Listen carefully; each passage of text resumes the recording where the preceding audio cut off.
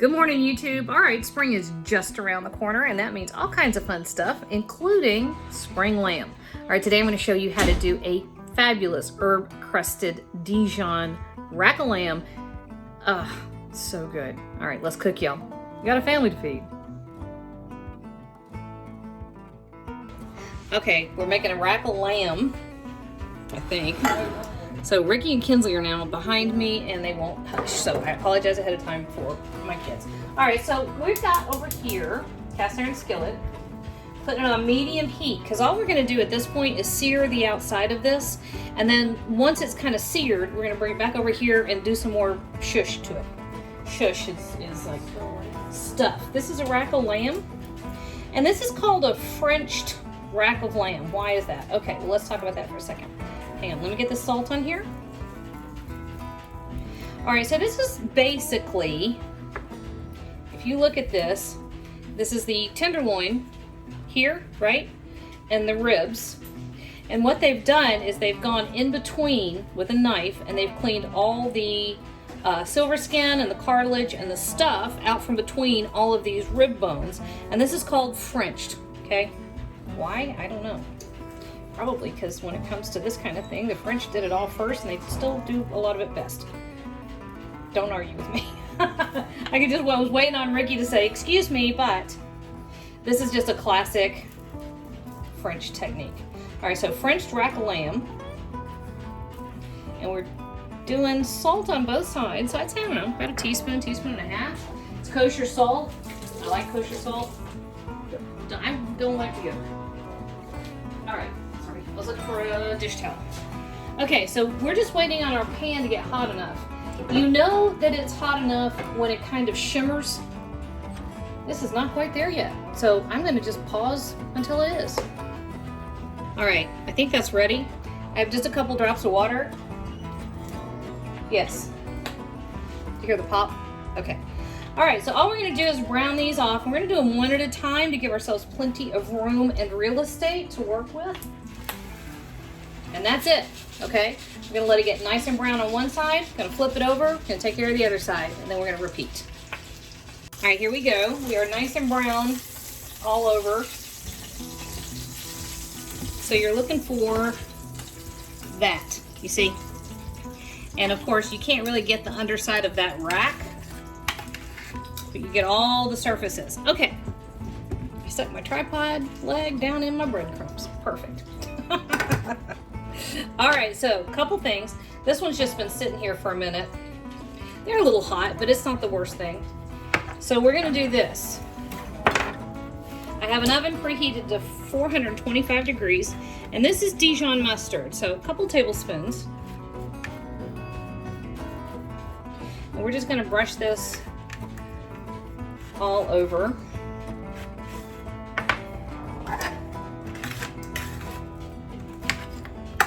Tell you, Dijon is about one of my favorite things. I love it.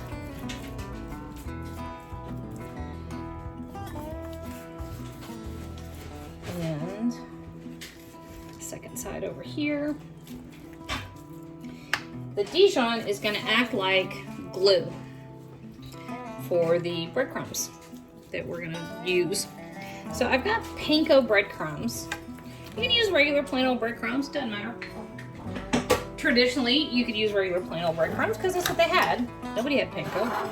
All right, so then here is about a cup of panko breadcrumbs. Panko happens to be what I had in my cupboard. So that's what we're using. About 2 teaspoons or so of garlic powder. And then we're gonna give, oh, y'all can't see my breadcrumbs, can you? Here we go. Couple teaspoons of kosher salt in there, and then a little bit of pepper,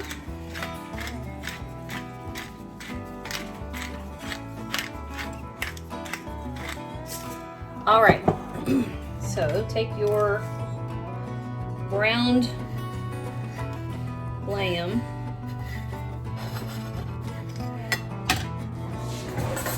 honestly, in real life, I'd be sitting here doing this with my fingers. I don't know why I'm acting all precious, like I can't touch it. So, and you don't have to get it like super coated. You do want to cover all the surfaces though. Can y'all see what I'm doing? Am I off camera again? I'm sorry. Okay. So all of our surfaces. Boom, boom, boom, boom, boom. See? Looks like that. That's perfect. And then we're going to set it in our cast iron skillet just like that. It'll prop it up because we're going to be able to get heat on the majority of all the sides. And that's what's going to matter here in just a minute, because we're going to go into a rockin' hot oven. 425 is pretty high. Lamb does have some fat, or a lamb rack does have some fat, but not tons and tons. We rendered a lot of the fat off when we browned it a minute ago. But if you go high and hot for this, you're going to have a much more tender product. All right, we like our lamb medium rare. Okay, I have thrown breadcrumbs all over this counter. All right, this is going to go in this 425 degree oven. We're going to set a timer for about 16 minutes. That's important. If you like it more rare, go for 12. If you want it well done, then you don't need to be eating lamb. All right, here we go. See you on the other side of that. I need to clean up this camera. Okay, our timer dinged, okay? So we had 16 minutes in the oven, and I have pulled it out. I let the skillet just kind of sit here. I'm gonna move these over to a rack just to rest. These are gonna get 10 minutes. We're not gonna mess with them. We're not gonna touch them. We're gonna let them rest. All right, we are ready to slice. And pardon that noise, I actually have, it's a whole nother dish simmering away over here.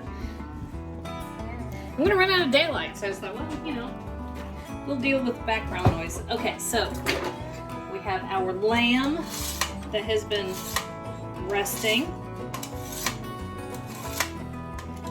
And now we are going to get ready to carve because Boone and Bladen are both on the prowl. All right. This is so easy. The kids used to call these lamb pops because it was like a lamb lollipop. What? Boone says he has zero memory of that. I promise I didn't make that up. All right, so all you do is come right down between the bones, and that's it. And you're just like that. And that is a perfectly medium rare lamb chop. Bump, bump. Let's do it that way. Ta-da! Right? Right. Boone, you ready? You could, if you wanted to, go through 2 bones. You see on this one, here's one right there, and you get a thicker chop. Still perfect. Still delicious. And there you go. Boone. Perfect Dijon herb crusted lamb chops. Ooh.